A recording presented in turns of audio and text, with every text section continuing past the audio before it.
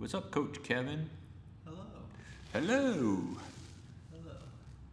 I gotta find a way to fix our logo a little bit here. Logo. Well, not the logo, but the name, because it's kind of like one needs to be brighter than the other, I think.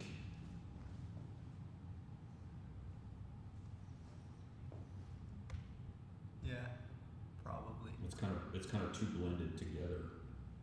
It's too, I mean, one needs to be more prominent than the other. That's my feeling about these things.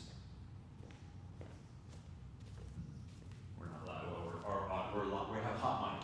Hot mic, Coach Kevin. Hot mic. You can talk to the people if there's anyone out there. What should I say? I don't know. Oh wait, did I click on the button? Let me see if I clicked on the button. I think I clicked on the button. I clicked on the button. The button is green. Nice. Let's see. I could sing a sea shanty. What's that? I could sing a sea I think you shanty. should do some of the Mongolian throat thing. Oh. Why not? My didgeridoo impression. Oh, and he's gone. Oh man. Huh.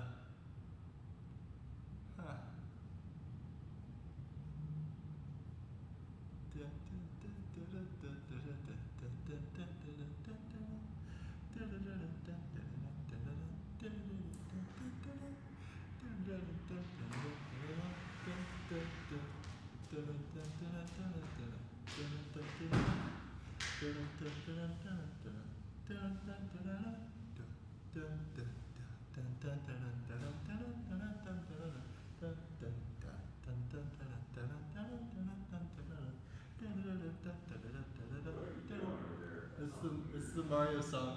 What is it? It's the Mario song. What's the Mario song? You're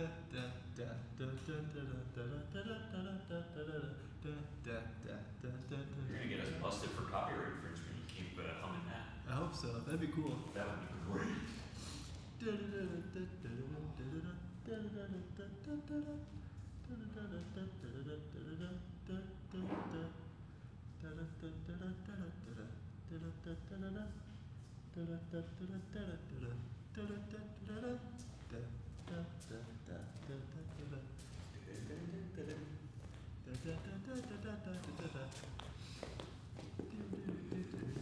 Let's see what we got here. What's up? What's up? We're live. I think we need we need a camera operator. Do you have anyone that can operate the camera for us or operate other things? What's going on here? Maybe. Eh. What? What are you doing? My thing is weird. It's okay. There it goes. Happens to a lot of guys. What? What? I don't like you. I don't like you. I was just watching something. This is something that I wish that more people would do. Let's just make sure that we can all hear us. Oh, hey guys, the sea shanty. There you go. Did Kevin dye his hair or is it light? Connie wants to know. I didn't dye my hair. It Why looks is like everyone talking about my hair? because you look like a homeless person. Hey. Don't insult homeless people like that. I was just watching Shintaro and Travis Stevens Shintaro. do a little bit of, I think his last name's like Higashi or something. I can't say it even if I do it. But he's pretty good at judo. He's a well-known judo, kind of like American judo player, judoka. And so he's with Higashi? Higashi. Higashi. I think that's how you say his name. But anyway, I was watching this video of him and Travis Stevens doing some randori. Nice. And it was fun to watch. It was a lot of fun to watch. But you know what we don't have that would be awesome, and I wish we had more of it. What? Here, don't steal my ball. Why are you stealing my ball? That's what we should do. We should just do this, Kevin. You ready? Let's just throw the ball. Actually, we should probably use that one. That's softer. Whoa! This is good. So we're having this conversation. Yes. What about Travis Stevens? About Travis Stevens and Shintaro Higashi. Whoa. And you don't see this in jiu-jitsu very often. People sparring. What? Live. What do you mean? Like sparring like in the gym. What do you mean? Like live sparring.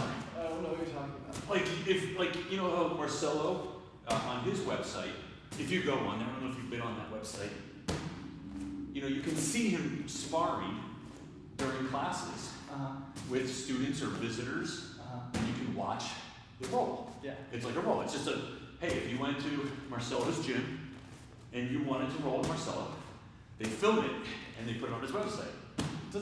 He's one of the only people who does that. Mendes brothers do that on Visiting Black. Only if it's somebody that they want to show everyone that they can clown. Yeah. So if Jake Shields shows up or Luke Rockhold, you best believe that's going to be on their website. But they're some of the few. You don't see that very often, right? Yeah. Are you talking about websites or like instructors rolling with people? Websites. Oh yeah. Or like, just like put it on your website. You know, like put it on live, like on YouTube. Are you talking about like live or just Live. Yeah, because Kyle does stuff where he films rolls, I think, and posts it, but it's not live. Because you can curate it when it's not live. Well, I mean, You know, no one ever sees you mess up. well, if you're building a website, that kind of makes sense. Well, but the idea is that like people should see everything, right? Yeah, Total transparency. but like, is that what the website's for? Well, I'm just saying it's cool to watch people train, It is nice. right? Live, like unscripted, uncurated, the good, the bad, the ugly. Yeah. You know what I mean? I think we should. But do you think he trains differently knowing that it's live? Who? Marcelo? Whoever. Like, I mean, I know that my personality Yes. changes slightly when the camera's on. Yes, for sure. I mean, I think Marcelo's a super nice guy, but I've never seen him go easy. You know, he'll play, right? Like if he's much better than the person, Yeah. he'll play with you. But he's not going easy playing, right? He's not gonna hurt you, but and same thing with Hoffa. You know, if he's rolling with one of his purple belts, he totally clowns him, right? Totally clowns him. But he'll Not let being him, mean, but he'll let him do stuff though, sometimes. when he's like rolling with a big name, Yeah. I mean, he's all business until he breaks them down, right? Once he breaks them down, then maybe he'll play a little bit. But he's all business.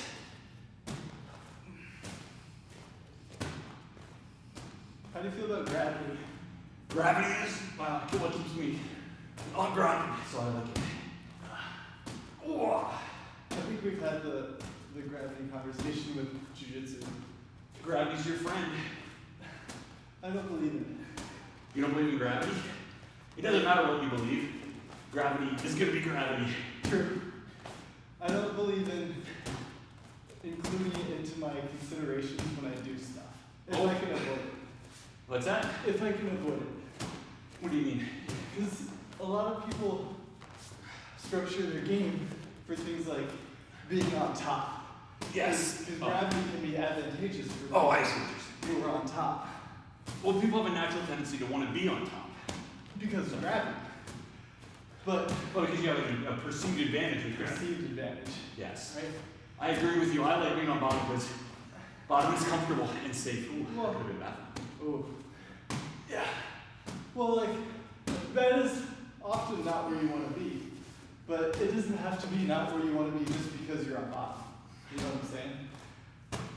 Like, gravity can be advantageous, but it's not required, I think, for good jiu-jitsu. What do you mean, being on top? Being on top. No, you can be awesome and be on like guard all the time. But even for things like let's say you're in mount, Yes. and you're setting up like an Ezekiel choke. Yes.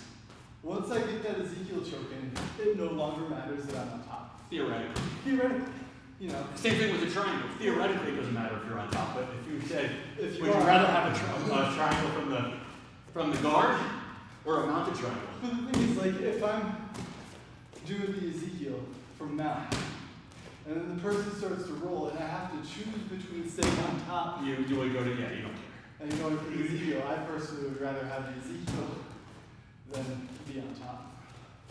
But you're right, like, if the Ezekiel fails, then we've got problems. Well, it goes to the idea of trying to hold on to things for too long, right? The thing that jiu-jitsu, what happens a lot is you work so hard to do certain things. Yeah. We talked about this, I think, a week ago with John talking about, your sunk costs, right? You work so hard, the whole point is to pass and get on top and stay on top. So when someone's about to get out, you're going to hold on for dear life, and then you wind up losing everything. As opposed to looking at that movement as an opportunity to finish. Right? Yeah.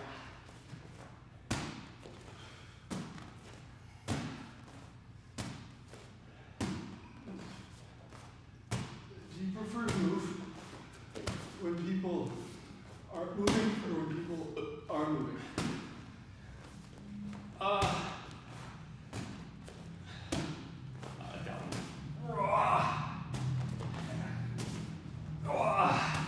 This is a good one.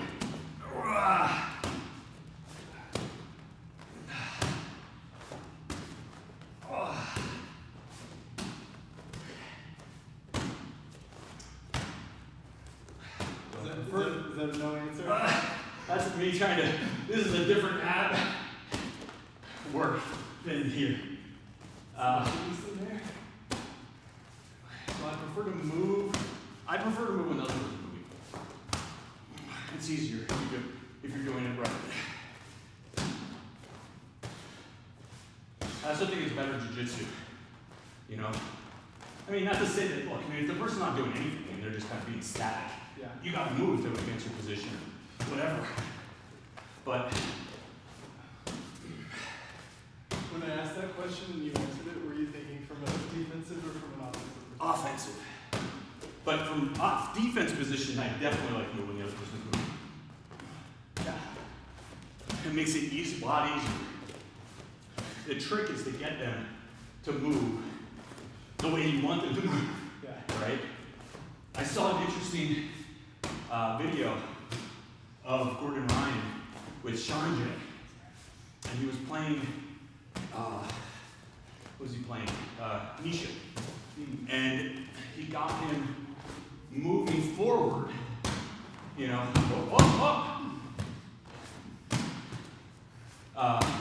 get his head moving over his head. And he was able to invert into a leg lock. And it was just an example of kind of not fighting the person. Moving as they're moving. And he's really good at that, like moving or getting the person to move, or what's the word I want to use? Using the person's movement against them. Like jiu-jitsu. It's like cliche martial arts description. Like, what does your martial art do? Oh, we use our opponent's energy against them. That's Aikido, that's Judo. That's the heart of every, it's not just martial art, it's every, like, if you look at war doctrine, it's war doctrine. Sun Tzu was talking about that thousands of years ago. I want to talk about sins and Huh? You want to talk about sins and art of war? Art of war. You gotta catch it, right? It's actually better to catch it.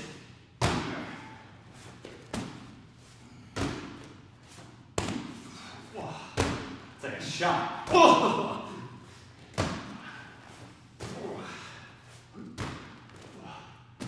Catch it with your head now. Did you ever watch the epic rap battles of history with the East versus Western philosophers? What is it? I think I sent you the link. Oh, I didn't see it yet. Epic rap battles of history. How is this even only 20 pounds? Does this feel heavier than 20 pounds to you? To my shoulders, yes. What's that? To my shoulders, yes.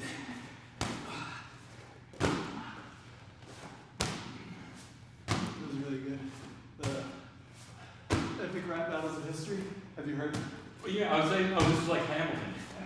I think I have actually seen one of them, at least. I got turned on to them first with their Sherlock Holmes versus Batman song is really good. Like, really good. In terms of not just like their ability to drop inside jokes for both characters, but their actual like lyrical composition is really catchy. Oh, well, the Lego movie has a bunch of those too, like that idea. Yeah. Wait, in terms of character preferences or? Well, yeah, like, inside jokes, sing like by to song. That movie was really good. It actually has a really significant, deep social message Oh, yes. that I like a whole lot. It also didn't hurt that I was on mushrooms when I saw it the first time. You're what? I was on mushrooms when I saw it the first time. It's like, yeah, everything is awesome. Everything is awesome. Oh, But like, it discusses the role of an individual in society, and yes. like it contrasts like the child's imagination with the adult need for perfection and building like to a specific idea. And then other stuff. It's been a while since I've seen it, but it's really good. I should probably see it. Maybe it's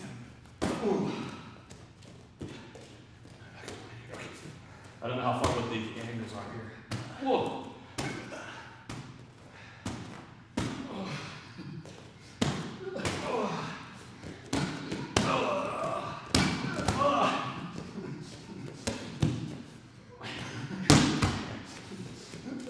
I wonder if you have to bounce it. Can you catch it if you bounce it? I feel like we're gonna break the ball. I don't think it'll break. Let's find out.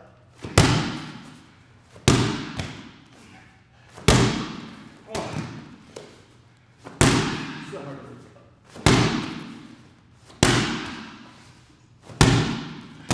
Put spin on that. Sorry.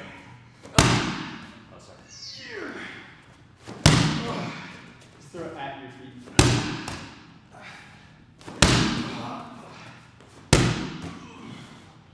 It's like like a sledgehammer workout.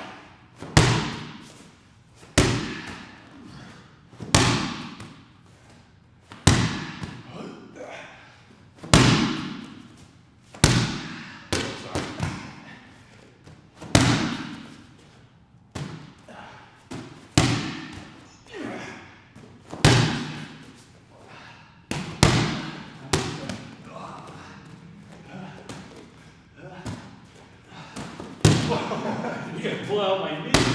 Sorry.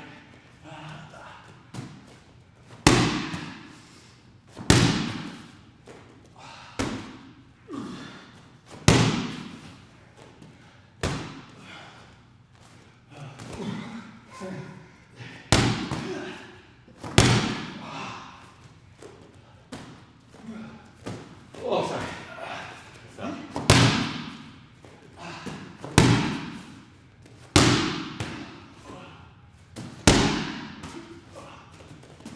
Oh, babies.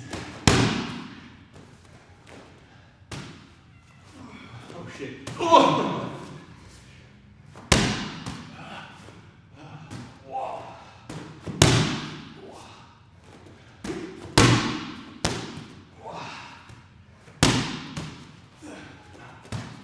Maybe we should let it sit. Pick it up.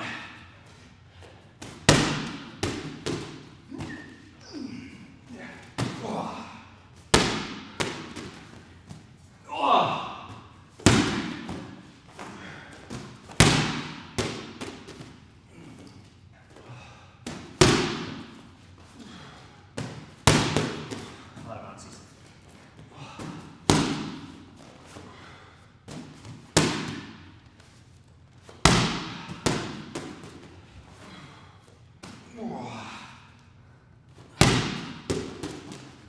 I think I'm gonna be sore after this. Oh, what do you think?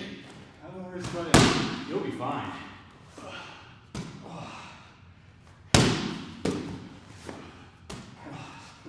Oh.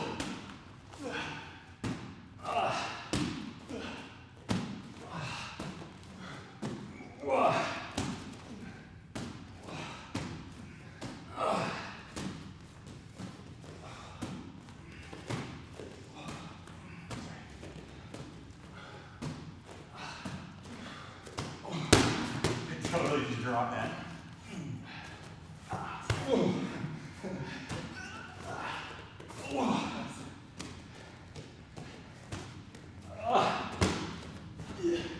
Alright, I'm calling it.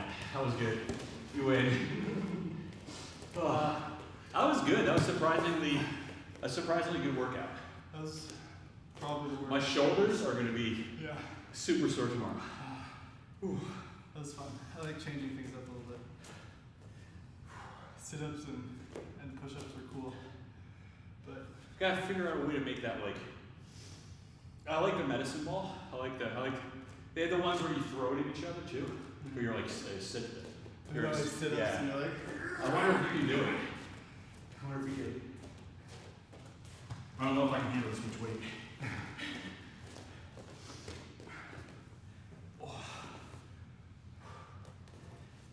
What?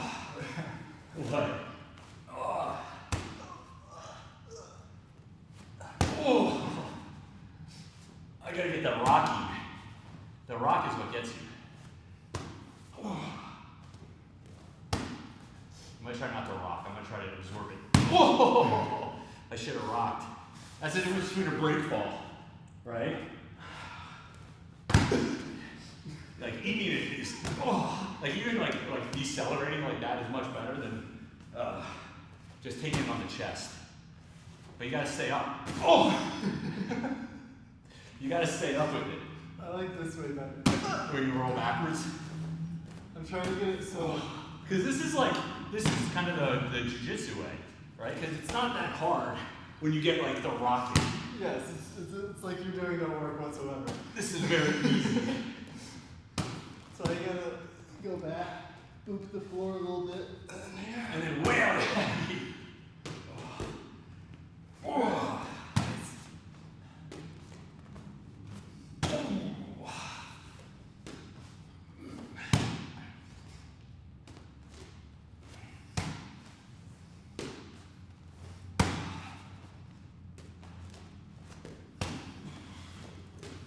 How do you feel about faith?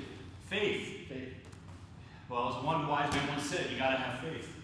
Who said that? George Michael. I gotta have faith. Was he saying that about himself, or was he saying that about you? He was no, not about me. George Michael didn't know anything about me. It's his loss, really. No, he was saying, so you never heard the song? I've probably heard it, but where it's basically like the girl wants to, or whoever wants to sleep with him right then, Uh-huh. and he's like, but this isn't what I just don't want just sex, so I gotta have faith, and be strong, and not give in to this temptation, so I can one day have true love, real love. Who is this guy? You've never heard of George Michael? Really? He sounds weird. He's dead now. How? Why doesn't he want to have sex with this girl? I guess because he already has a lot of sex already, so he doesn't need more sex. He needs real love. He needs actual love. So the faith is about like eventually finding true love? Yes. Do you Not just a cheap one night stand. Wait, I think we're going off the camera now. Oh, wait, no, we're good. So does that mean you believe in cheap one night stands? They do exist, whether or not I believe in them. You mean like religious faith? Sure, we can start there. I mean, what do you want me to, like, do I believe in it or what do I think about it? I think What is it first? What is it? Yeah. It is a conviction that something exists even though you can't, there's no like proof of it or very limited proof or incomplete proof, right? Mm-hmm. Or even contrary proof. Or evidence, I should say, as opposed to proof. So like, would believing in myself be an act of faith? Yes. In a manner of speaking, believe in yourself in what? In what respect? To like do a task. It depends on the task, right? Like it doesn't take faith to believe that you can put your pants on in the morning. Maybe for some people. It does. Some people. But if you were to like Every morning you wake up. we were going to go to the Olympics for figure skating, I think that would take a lot of faith. Oh, why are you throwing it so short, Kevin? Sorry. You're making me work harder. I'm trying to give it to you good there. And you're giving it to me like down here at my I was toes. trying to not throw it. Oh! That was what I was trying to do. Oh, that doesn't matter. Come on. That's the least of my worries. It's much harder to catch it down here.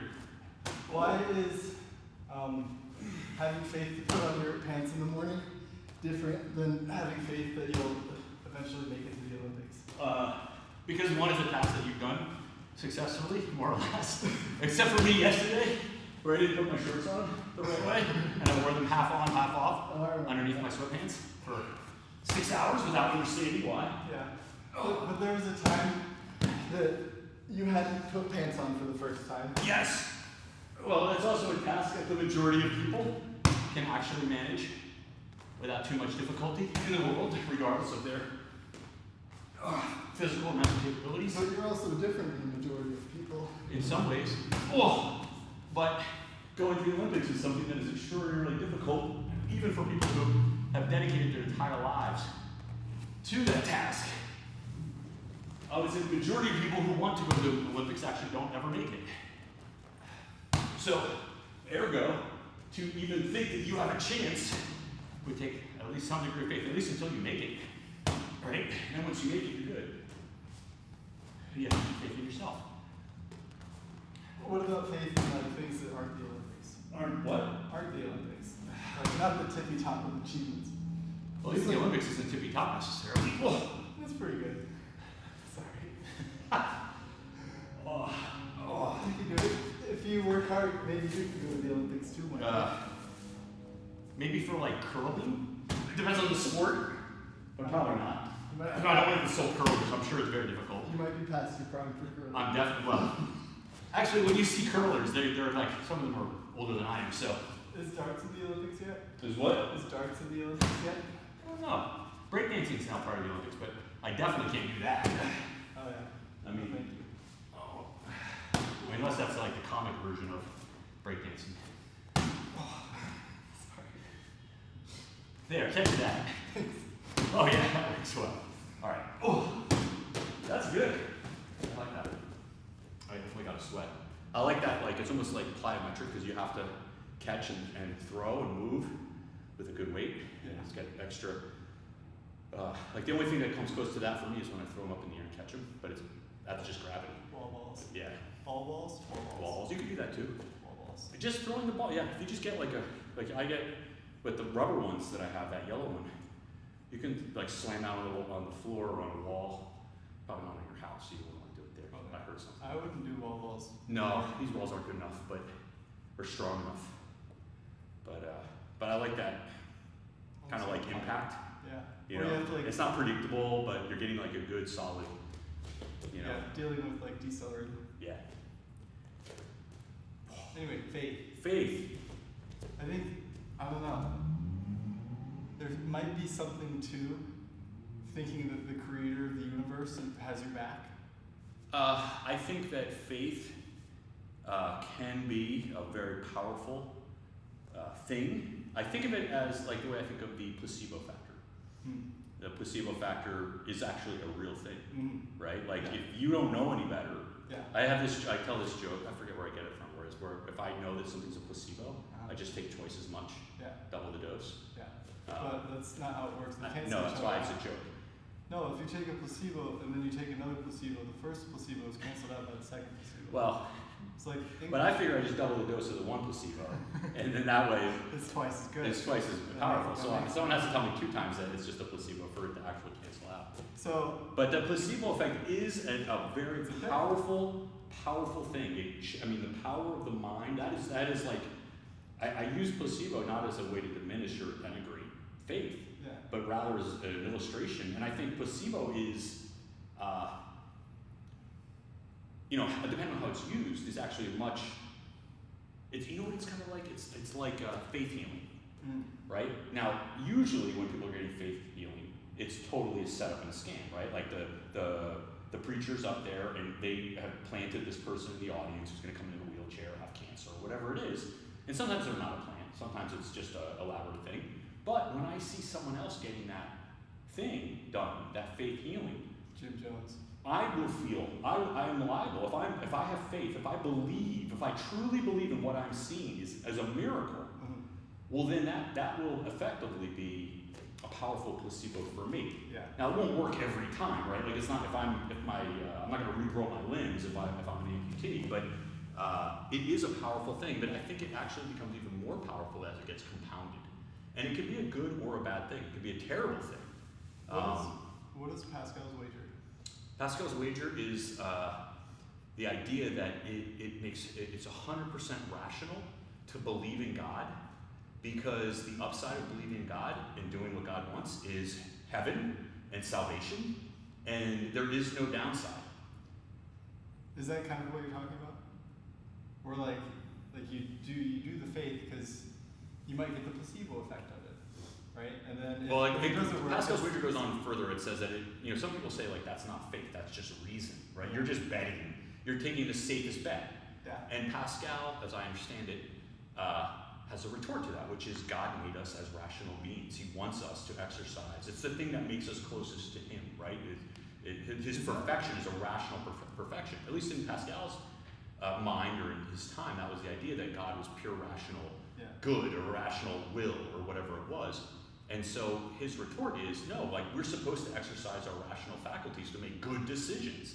And it is a good decision to believe in God, right? And accept God, because there's no downside to doing so. Whereas the opposite side of that bet can be totally disastrous, because the opposite side of that bet is, I don't believe in God, it's false and fake, but if you're wrong, I mean, at best you're going to be in purgatory, or at best not resurrected.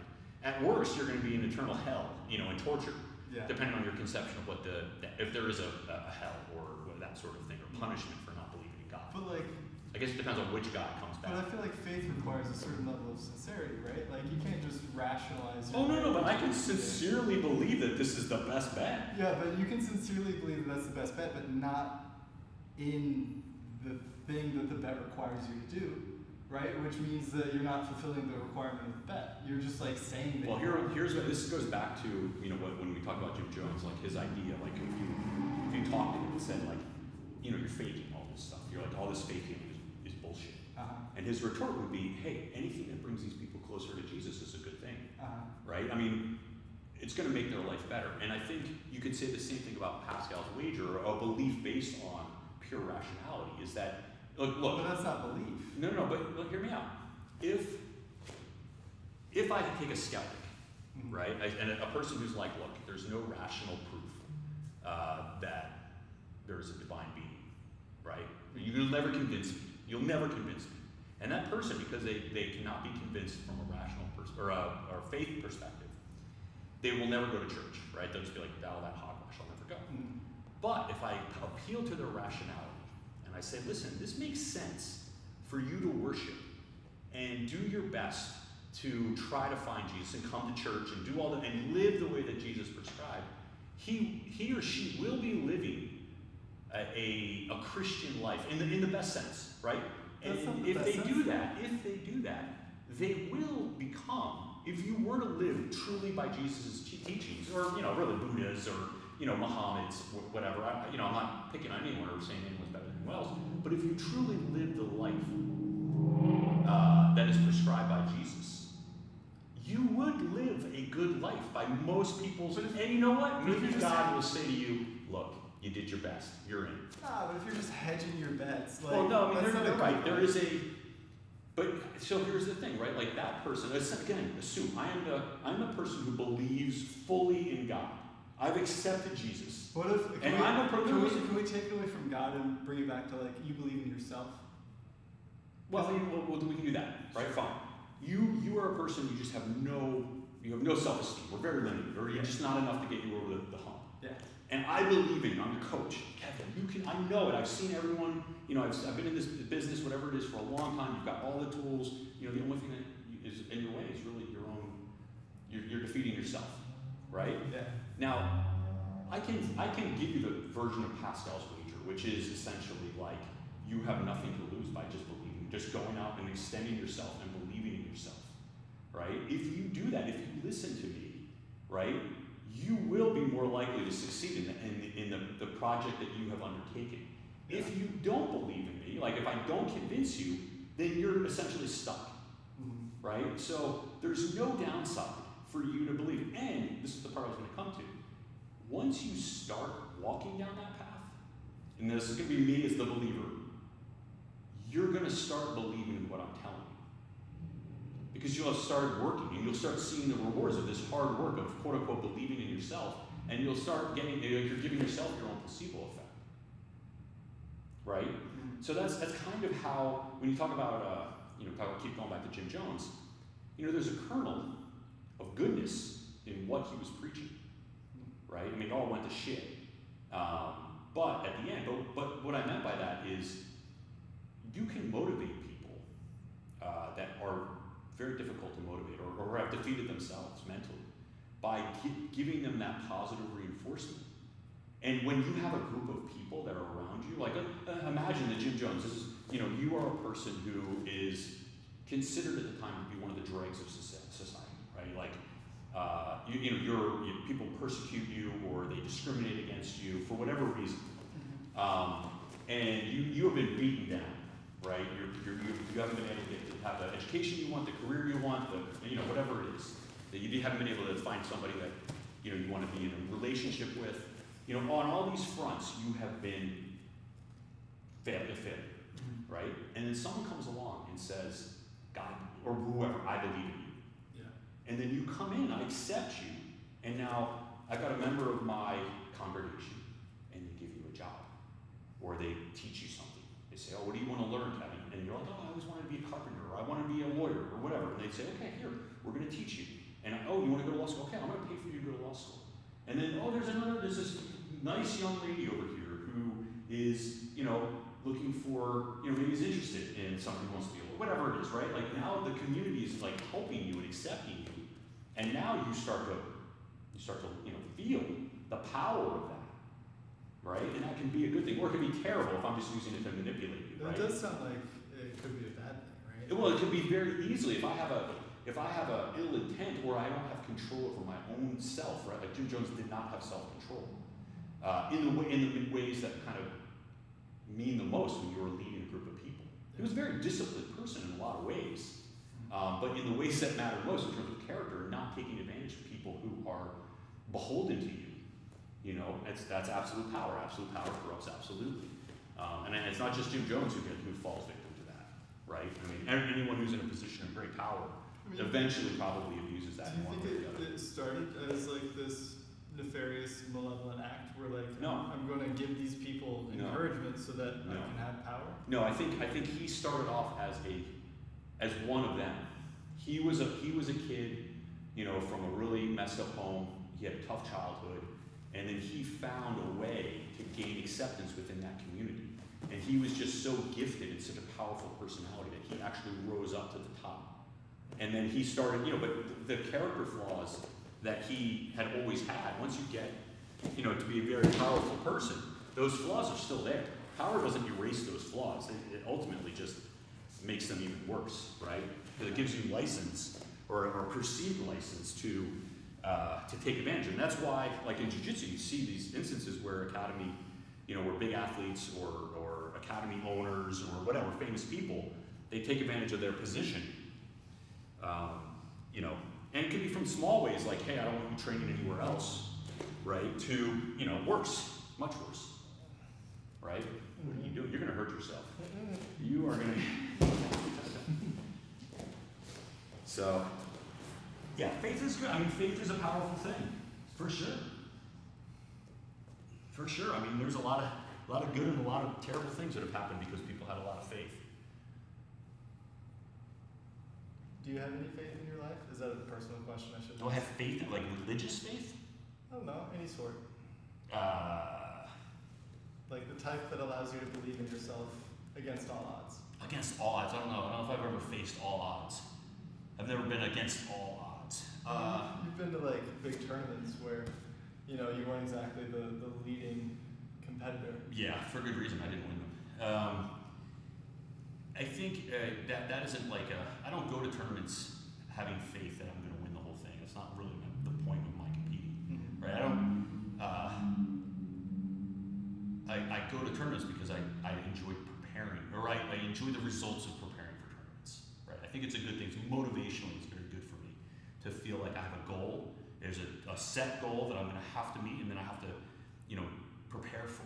And so to me, I think this is true in a lot of parts of your life. I mean, if you think, a lot of people think that the tournament, we talked about this way a long time ago. People think that the tournament is the whole thing where you're going to win or lose. But in my experience, it's all the preparation that goes into the winning or losing. Like if all the months or whatever, years that go into preparing for that tournament. So if you try to it's kind of like the bar exam. Like you can be a very smart person, and if you try to study for the bar exam in the last week before the bar exam, you're going to fail the bar exam. Because the bar exam doesn't test your intelligence. It's not an intelligence test. You should be intelligent, but you don't have to be. There are a lot of dumb lawyers, right, that do great on their bar exam. The bar exam tests a very specific set. It's like jiu-jitsu, right? Like you can be have phenomenal takedowns, you can be great, in all these different things, but a tournament doesn't always test those things. Right? You can be super tough, you can be whatever it is, whatever the in the gym when there's no points and no time or limited time or whatever it is, you just roll with people. You could be the dominant person in the gym. When you go to a tournament, that's not what the contest is about. So you have to prepare for that differently. Sometimes it could be something as simple, like you see this in MMA a lot. The people who are able to cut weight the best, right, have a huge advantage. Even if they're not as skilled, if I can come in and I'm fresh and I've been able to cut and then rehydrate back up to my natural weight or close to without getting ill or not having any ill effects, I can have a massive advantage over my even more highly skilled, opponent, right? And it's the same anytime there's that kind of sportsmanship or gamesmanship or whatever. I don't know. That's not a direct thing. It's not something we ever look at and say, oh yeah, he rehydrated really well, and that's why he won. But you can tell when someone's off, right? When they've cut too much weight and they just don't look good. Yeah. With me, you can't tell because I always look bad. But with a better athlete, maybe you'd be able to tell. It's the same thing. Like you have to have faith in the process. If you work really hard, whatever that tippy top is, that's gonna be the key to doing the best in that little moment that you're actually competing. Does that make sense? So that's not a faith in myself. Like I'm not having I don't go to the tournament thinking the faith that I have is I've worked as hard as I could in the time that I have, and sometimes I haven't worked as hard as and then I'm I don't expect to win because I haven't worked as hard as I know that I should have or could have. Yeah. Or something happened, like you got sick or you got injured. Like sometimes, being injured takes all the pressure off because you're just well, I'm kind of injured, so I'll just go out there and do whatever I can do. I'm not trying to, and you take off the pressure to win, right? Yeah. And it actually frees you up. If that happens to me, and now we were talking about that the other day too, where you think about I'm in this to win, as opposed to I just want to do these little things. I think you can even, break it down even further. Like sometimes people go to these matches, or even in the gym, and they make this lofty goal for themselves, even within a 5-minute match or a 10-minute match. They make this lofty goal of I'm going to win the match. It's not really a substantive statement. I'm going to win. Well, how are you going to win?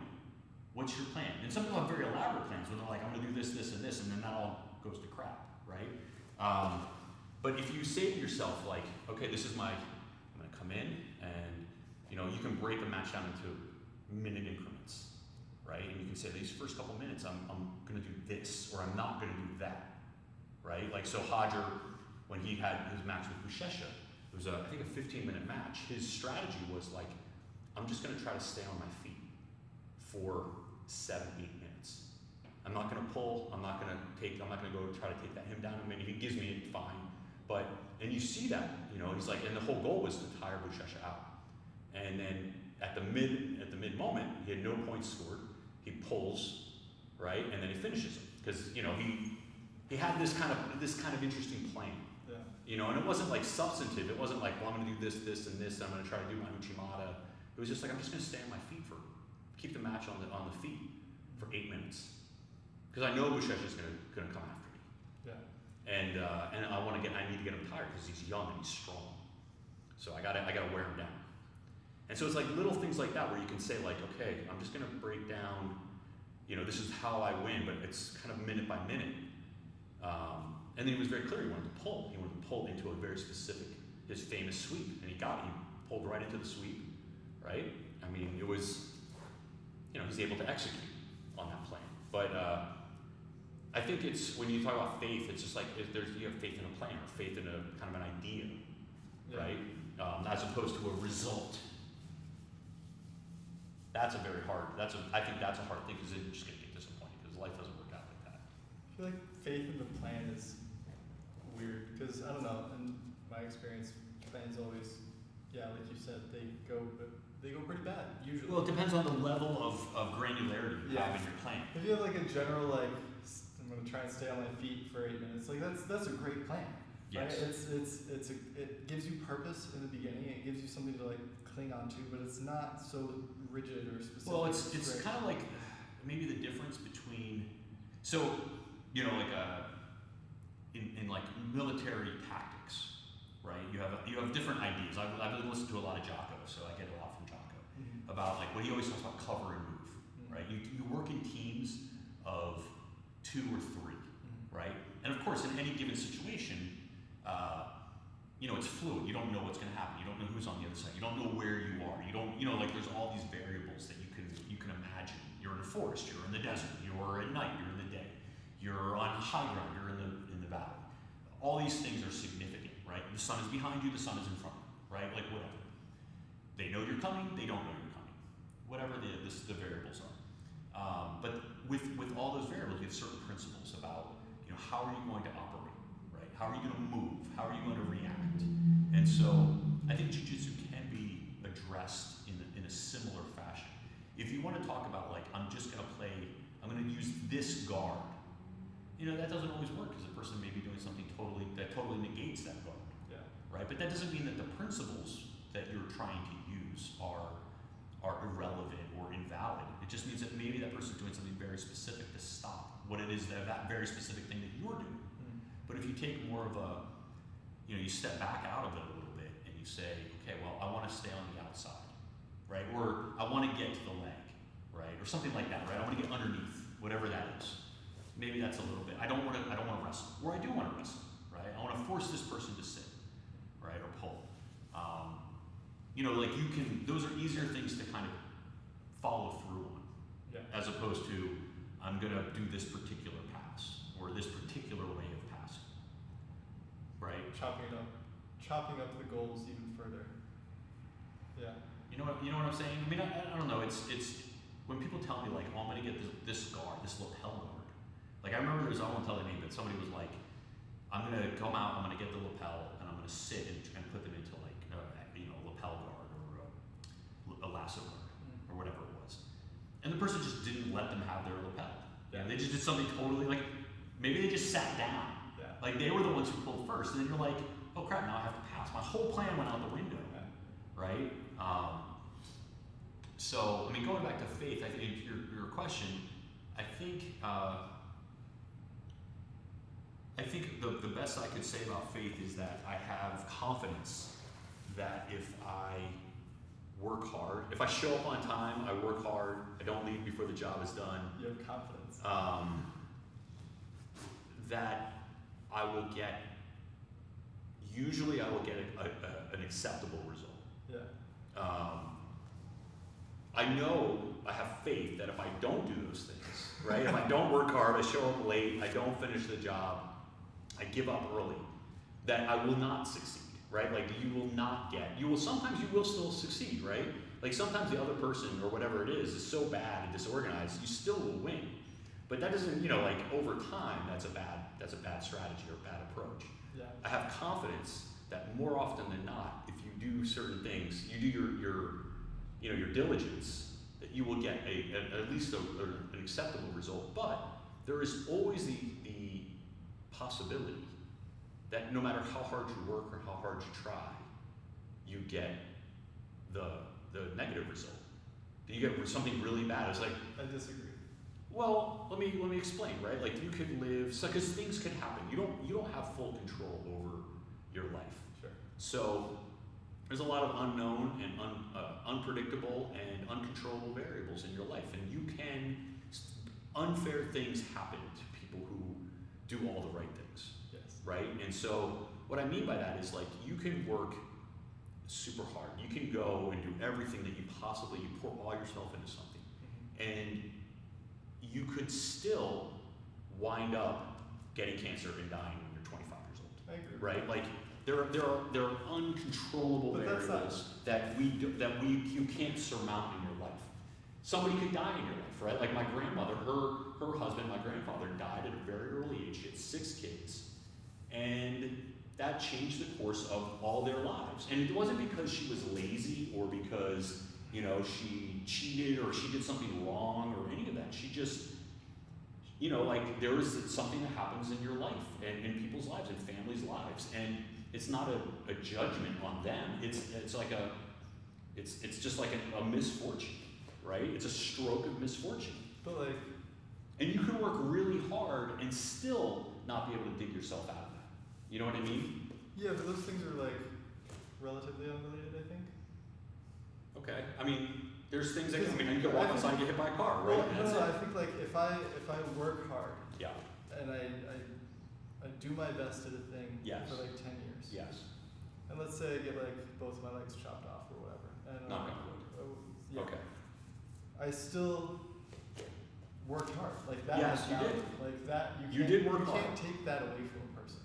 No. Like that is a thing. Oh, but some people are working hard. I mean, look.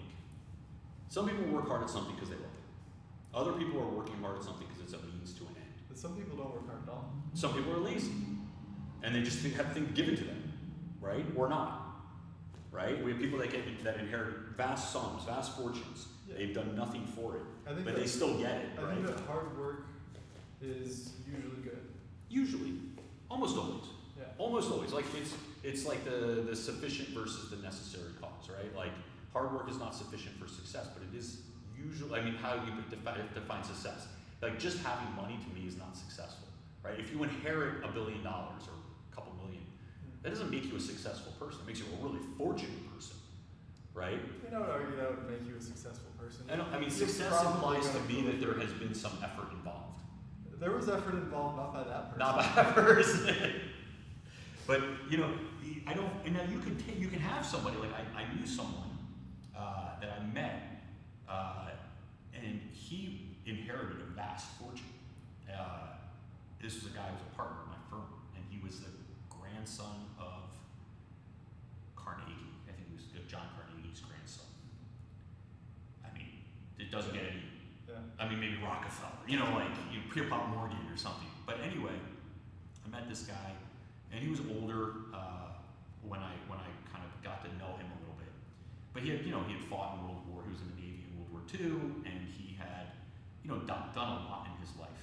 And he was kind of an inspiring person. I would say that it's interesting to run into people of that. I mean, I don't want to generalize too much. I think he was probably special even amongst his generation. Guys who were born into great privilege, or people who were born into great privilege, and rather than just live a life of leisure and consumption, he led a life of service and sacrifice, right, and potential sacrifice. His ship, I believe, was like torpedoed or dive bombed or something, right? Like he could have died. He risked his life. And he didn't have to, right? Like there are a lot of people who didn't serve because they were able to get a deferment, right? Or they were able to like sneak out of it, whatever, use their influence to not. And he certainly could have done that in theory. I don't think in psychological makeup he could have done it. He just was cut from a different cloth, as they say, than some of these people who they live privileged lives, but they don't really contribute anything. So I would distinguish in my mind the people who, there are people who make great fortunes through their own will and hard work, and that should be respected too. But the people who are, I think it's actually, in a way, I respect people that are more like my colleague. I hesitate to call him my colleague because he was like, such an amazing guy. I don't mean to suggest that I'm his peer, or, you know what I mean, or his equal. But but I have almost more respect for that person who didn't really have to do any of these things and yet stepped up and lived that life. You know what I mean? So I think, you know, just because you inherit something doesn't mean you're just like have to be a lazy bastard. Yeah. You know what I mean? You can be a great person. And there have been great people who come from privilege, right? Who've sacrificed a lot or could have, you know, risked a lot for the benefit of other people. But, you know, there's a lot of people, like for a person like him, there's a lot of people who work really hard and you know, like somebody who, you know, you could be, you know, they have this story of like, I was just reading this African-American soldier, I think he was a colonel, maybe he was a captain in Vietnam, who, you know, went out and basically saved a bunch of his you know, his platoon or whatever, risked his life, got shot a bunch of times. And, I mean, it's not a working example, but like they were all, his captain, I think he was he a lieutenant? Whatever, his major, I think he was a captain, his major was like, put him up for the Medal of Honor. And every time, you know, they went to put him up for the Medal of Honor, they lost the Army lost the paperwork, right? And, you know, multiple times they had to resubmit this paperwork and then it just disappeared. And he never got his medal, which, I mean, everyone in the whole, he told this story of this one guy, this white guy who basically gave him a hard time. I think this was in Vietnam. I gave him a really hard time. This guy was, you know, white from Texas, whatever, and the black guy wound up saving his ass, right? From death, and that guy even, you know, the white guy even put in a word, you know, like a letter saying, you know, yeah, my captain deserves this, and he didn't get it, you know, and now he's like 70 years old, he might get it, it's in the news, so maybe he'll get, you know, the medal that he's deserved, but there are a lot of people who sacrifice a lot, work really hard, and they don't get any recognition, whether that's, you know, a medal or compensation or, you know what I mean, so that's the injustice, but I think, to your point, that guy knows what he did. And the people that he saved, they know what he did. Do you think that's enough? Yeah. I mean, I think for that guy, probably. I don't know, I would be pretty upset. But I think there probably is a little bit. I mean, he seemed, like in his interview, he seemed to be pretty copacetic about it. Yeah. But, it's been like 40, 50 years. Yeah, he probably had to just accept it at some point that it's not going to be recognized. I mean, there are a lot of people who do amazing things that don't get recognized for what they've done, or they only get recognized by a few people who actually witnessed it. This is a very, I don't know, Medal of Honors, or they don't grow on trees. Yeah. Well, it's a highly political thing, right? Like it's super political. But I just use it as an example. Yeah, I think you're probably right. There's probably a lot of guys who are very, you know, there's an opposite thing. There are Medal of Honor winners that are that have talked about how they have deep sense of guilt, like survivor's guilt. Because they're like, I don't deserve, like, you know, I didn't save everybody, you know, like they very rarely do they save every single person. And they almost always recognize, not always, I mean, the people that I've heard talk about this are like, I didn't do anything that my friend would have done, or that the other guy next to me would have done if he had been in, or she had been in my shoes. You know, like, I don't think I'm a hero. You know, I didn't rescue these whatever number of people, or I didn't, you know what I mean? Like, they don't, often they're very humble. They're not like, yes, I, you know, Medal of Honor winner, you know, worship me for my, you know, heroism. Yeah. You know, I mean, that's what makes them, in a way. And I mean, I can't speak for all of them. I'm sure there have been some people who've been like, yes, I'm a badass. But more often than not, the times that I have heard them, they're very humble, you know. Yeah. So maybe that's why they're special in a way that they didn't think. The guys who usually are beating their chest usually get shot pretty quick, right? They're the ones who are charging and doing stupid stuff that are brave, right? They're acting brave. I don't know. I heard a lot of stories about, like, not a lot. I've heard a story about like officers getting killed in Vietnam by like platoon members that didn't like them. Right? Oh yeah. Well, towards the end of the war, for sure. Well, I mean, morale was low. Let's put it that way. And I think soldiers. I mean, I don't know how many stories there are of that, but I've heard that similar thing where. You just like throw a grenade in their officer's tent, something. Well, I mean, I think I don't know how many documented. Claymore mine under the pillow. I think it's more like, you know, they let there's always like the green lieutenant or the green captain who's like comes in.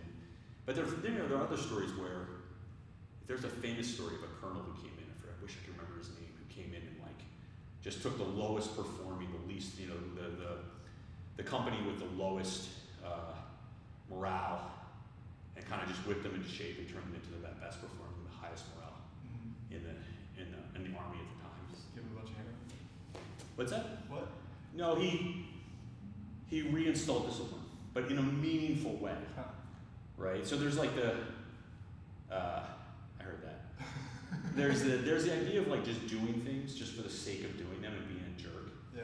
And then there's the problem with this platoon or this company was that it had a very high fatality rate or casualty rate. And so other people had come in the past and tried to like basically bully the soldiers into being having better morale, right? Like, and that didn't work. And then this guy basically just came in and cleaned house, but in a way that the soldiers understood that it was for their benefit, right? That was helping to protect them. Although there were people definitely who grumbled. That's an unrelated question. It's kind of related. Was Vietnam the war where the army like got a bunch of really dumb people and then assembled a group of people of like extremely low IQ and then like sent them into the front lines? Or I know it's one of the wars, but I can't remember which one. It was called like someone's dunces, maybe like Dunkirk or something. Well, that was World War I. Dunkirk was one. Yeah, probably not Dunkirk. And that was England and there, I think, yeah, it was just England. Some of the French probably got evacuated too. Yeah, but I'm thinking of, I think either World War II or Korea or Vietnam. But it was a program where they got, and this was actually the program that I think set the IQ limit for current enlistment soldiers. Oh, Because I guess anything below like 70 or something, and there's a specific number where like the army has no jobs for you. not even bullet catcher? Yeah, like no jobs. Like you will actually get in the way according to like the math they've done. Yeah, well, maybe. But before this, They just send you to the Marines, I think. Sorry, no, I'm just playing Marines out there. Don't kill me if you're watching this. I'm just playing. Marines are super smart. But yeah, they like just assembled Love a the bunch Marines, of love the people Marines. who, yeah, don't hurt us, I love Marines. Thank you for protecting me. who couldn't, do things and just say, well, anyway, fun facts. I'll have to look up the details on that. I forget where I learned that. Probably the internet. Is that what they told you when you tried to join the army? Is that what? Actually, no, that's not what they said. Let's see if we have any commentary. Faith. What is your faith, Kevin? Do you have faith? I believe in belief. The power of belief? Like I believe in faith, but that's as far as I've gone. You believe that there's such thing? Oh, wait. What? Oh, Joe is on here. What's up, Joe? Bots. Joe is accusing Connie of being a bot. Life is not the same as doing BJJ at Samurai. But guys, we should be back. There's talk that we're going to be back next week at 10% capacity, which basically means 5 people. Yeah, 5 cool. I think including Kevin and I. Yo, we should make the password to be one of the 5 people. You know, if you know the password for today, you can be Connie. That's a good password. Connie's the password. Connie Bot. Connie Goose Connie Hands. Bot. Connie Goose Hands. What? Connie Goose Hands. That's her name. Do you know that apparently there's an animal shelter that has a duck that you can adopt? Duck. Oh, like a real, like a mallard male duck. It must suck if people keep giving it back so it can be readopted. I mean, who has a duck? I'm I've like, always really? wanted a duck. And a goat. I've always wanted a duck. What do you think your cat would do if you had brought a duck home to live with your I don't know. Nothing. nothing? Ducks I would would freak out. Ducks would be fine, but. Ducks can pop you. They'll pop. Anyway, Tomorrow, can we complain more about the government? the government? The government. The government? Yeah. Can we start? The government is our friend, Kevin. We're gonna start a militia. No. No, we're not going to start a militia. I'm sorry if I just got. I was actually, the more I read about militias, the less the more I understand why people are like those, the things that, the groups of people that call themselves militias are not actually militias. Yeah. Are You're not a militia. militias are state You're just a organized. group of people who like to pretend. You're cosplaying being something, not a militia. Militias are state organized, right? I guess they Indiana could be had- organized at the state level, but they could be organized at the city level or the town level I saw or the county level. where I'm from. But there's like a government organizational, you are part of, there was a law that said if you are between the ages of 16 and 60, you have to have some sort of weapon. And when we call you, you gotta show up. You're part of the militia. It's Yeah. just this is part of your duty as a citizen of the our state. It's not hey Kevin, let's go out in the woods with our whatever. Well, it's probably also a little like that, depending on where And you would drill and you would practice and it was a thing. It was an actual organized by the state, right? or whoever. I So think the it's- political subdivision in which you resided. It's not. It wasn't Yeah, it's let's not. dress up. It's not. It's ideally not just a bunch of people drinking. I think guns. there's a movie and I wish I could remember the movie I'm thinking of. I think Let's Go to Prison. Remember that movie? It's a great movie. You should watch it. Let's Go to Prison. It's good stuff. It's funny. My movie would be Let's Be Militia. That's my movie, and we're going to go out and we're going to pretend to be militias. I want to be part of the militias, Kevin. So people don't have the right to organize a militia, but the government of the No. You are free to go out with you and your buddies I can out to join some a private property or wherever you're Can allowed. I call it a militia? You call it whatever you want. But it won't actually be a militia. I mean, I can call myself a nuclear physicist. It does not make me. No one's going to stop me. Well, I'm wondering, But that doesn't make me. I mean, I can does study a nuclear militia physics. have to be officially sanctioned, or is a group of people with guns a militia if they call themselves a militia? I mean, if they have a group of guns and they're sitting in front of me, I don't care. I'll say yes, you are a militia. Whatever are you want. they a militia? Not to my understanding. Is I can't say everywhere, every time, every place that was not considered to be a militia. I don't know that, right? I don't know that. I can't disprove it. Does a large group of people become a mob?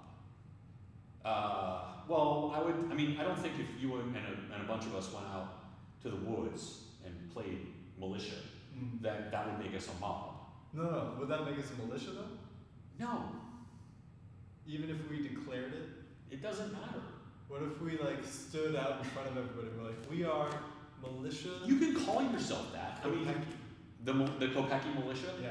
Yeah, you can do whatever you want. You're free. There's a First Amendment. Call But yourself whatever. You call yourself the army if you wanted to. It Well, doesn't make you an army. Exactly. So, but sometimes if you call it, if I assembled a group of people and I was we're a gang now. Yeah, well, that's fine. We'd be a gang. Well, gangs Because are we fine. we can auto. A gang has a negative. It's actually more like a gang than it is. Although it depends, right? If my militia is actually dealing meth out of a trailer or whatever. Well, then it's a gang. Well, then we're a gang, but we call ourselves a militia. We'd be the militia gang. But you're not a militia. You're a gang. But I call my gang the militia. Well, could you be a militia and call yourself a gang? You could. I'm still fuzzy on what. I don't know that the militia Militia. actually gets to call. Either you're the militia, you're the Tennessee militia, you're the Chattanooga militia, you're the Campbell militia. You could be all those things, but But we could call ourselves the Campbell guys or the Campbell gang, and then that would be fine. We're the Campbell gang. And they'd be oh, you're the Campbell militia. And you're yeah, we call ourselves the Campbell gang. But you couldn't have a state militia, a county militia, a township militia, and then a city militia. There's too many militias. I don't know, in different states. I'm just saying you could, I imagine, I don't know, I imagine you could have a militia that's organized on any one of those levels, depending on what state you're in. But it's organized, there's a government, there's a law, there's a rule. You have to do this. You serve as part of the militia, unless you're sick, or unless you're disabled, or unless you are somehow excused from service. What if a bunch of people in different states got together and called themselves a militia? Is that possible? Or It's possible to call yourself anything you want. It doesn't make is it you a militia. possible for them to be a militia? In a legal sense, Yeah. maybe. Because I thought militias had to be within the states. They're I don't know. You have states that make different compacts amongst each other, and you could have the tri-state militia. Well, it'd be I don't know if one has ever existed. wouldn't that be a federation of militias? I mean, look, at bottom, like if you boil it all down, my sense is that a militia is something that is a requirement of citizenship that is imposed upon you by a greater political thing, right? Like a political entity. Like a warlord almost, that would work. Well, the state says, we need a militia. We're gonna create the militia. Kevin, how old are you? 30. Okay, you're part of the militia. Everyone from 16 to 60 is part of our militia. You show up. It's like a draft. You're in. What if Unless you say like, all right, I have some condition that means I can't. What if Biden was like, all right, we need a militia now? I mean, I guess there's a way to pass a law that would create a militia. Hey, you guys have to show. It's like the National Guard. You know, the National Guard is like after you get out, or you can join the National Guard independently. Isn't that what the National Guard is? Because the Kind of. Yes. United States Kind of. isn't allowed to deploy troops onto domestic soil, right? Like they're not allowed to. I mean, there's ways to do There it. are ways, but Usually no. You're not allowed to I mean, you can have active duty service members do stuff. on. It's not like Rome where you couldn't have soldiers cross the Rubicon, right? Like, or be stationed in the city, right? Or you know. you couldn't use soldiers to quell like protests, right? You'd have to use. Oh no, National you Guard. can, and they have, but there's special laws that requirements that you have to like. So in I think the Chicago or the Detroit riots back in the '60s, they called in like the 82nd Airborne to put it down. Is that the one where they blew up that house with the family in it? That was in, I believe that house was in New York, if I'm not mistaken. That was in New York, the Weatherman. Yeah. Who blew up the house. I think that was in New York. That was not the National Guard. This was, I think it was the Detroit. It could have been the Chicago riots.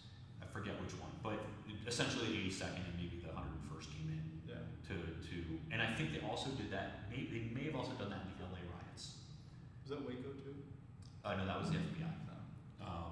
So in general, you know, you can't deploy troops, but like there are troops on bases all over the country. Yeah. You know, like so it's But not like they're not sent against citizens usually. they're not. So my understanding is active duty military should not essentially be police. Yeah. Right? Except in times of extraordinary, like you install like the martial law, and then you're like, now we're going to deploy the troops because there's like this crazy emergency. Yeah. We need people to come in, like in. But yes, the National Guard. Also, there's some limitations about in terms of like, because you have the state National Guard, and then you have like the reserves, right, which is different to my understanding, and then there may be like a National Guard. Weird. That's authorized, that's controlled by DC, and then you have National Guardsmen who are controlled by the governor of each state, Yeah. right? And so those National Guard get called up all the time. Like the National Guard is, and every time there's a national or natural emergency, natural disaster, then the National Guard shows up. Yeah. But again, that's not like taking action against human civilians, or American civilians. It's like. I mean, it could be if there's a riot, right? I mean, they called it the National Guard when they had the January 6th riots in the Capitol building. The National Guard was called up to. I mean, there was nobody left to quell at that point, but they'd all left, I think. But I like that word, quell. It sounds like such a nice word. What did you do? I quelled a riot. Oh, that's very nice. Quell. Well, it's really like you're beating the hell out of it, tear acid and water canning them. Sounds like something a bird murderer would say. I think they called the National Guard. They used National Guard to put down the civil rights. Really? I think so. Birmingham, maybe. National Guard was called. What was the? Oh, it was Little Rock. Yeah. It was right for the school. Like I think it was Eisenhower had to call up the National Guard in order to force. There were a couple of universities that they had to get. And kindergarten, like elementary schools, right? Oh man. What was the question? Militia. Yeah, I think that the National Guard is essentially what the militia is now. What we call the militia. Yeah. Right? You don't have a choice, right? Like you're a member of the National Guard for whatever you usually have to volunteer. Yeah. They don't just call you up, but they could draft you. Yeah. If they wanted to, they could just draft you and say, yeah, you're part of the National Guard now. Like go out, here's your rifle, go. Go quell. Go quell. Go quell the riot. Go quell. I had a quell once. Quell for a spell. Mm. But yes, it's not, I mean, we could all get together and say we are the Campbell National Guard. But we couldn't. I mean, we could. We'd probably get in trouble. Would we? Maybe. Depends on You how probably can't. loud we were about it. You can't be like, I'm in the National Guard, right? Well, I can say like I'm not the National Guard. I'm just the Campbell Little National Guard. You'd be like, Little N. I am the Senate. No? I don't know what that means. Oh, that's a Star Wars joke. No. Oh, okay. Sorry. I don't pay those ones are not. I don't recognize them. I only recognize. Actually, there's only one Star Wars movie that I think matters. Maybe two. I'll give it Especially- 1.5. Um, Empire Strikes Back and the first half of Return of the Jedi. what's wrong with Ewoks? Oh, I like Ewoks. actually, in retrospect, the Ewoks are fun. I like them. I mean, after we get through Jar Jar Binks and like crappy Anakin Skywalker. You need to sell some toys somehow. Somehow. I didn't mind the Ewoks though. I never really minded that much. I didn't like all the touchy. I mean, I didn't like all the. I wanted to keep going. I didn't want it to end. That was my problem. They did. They made more movies. I know, but those movies are only the second of those movies are actually any good, and then I won't watch the third one because I heard it's terrible. Anyway, Have you thought about the Force as like a metaphor for? I thought it was midichlorians that are actually in your bloodstream. No, That's the dumbest thing. I think he based a lot of the ideas off of Eastern philosophy and religion. No. Anyway, We can talk about it later. see you guys. See you mañana. Oh, today's Thursday, isn't it?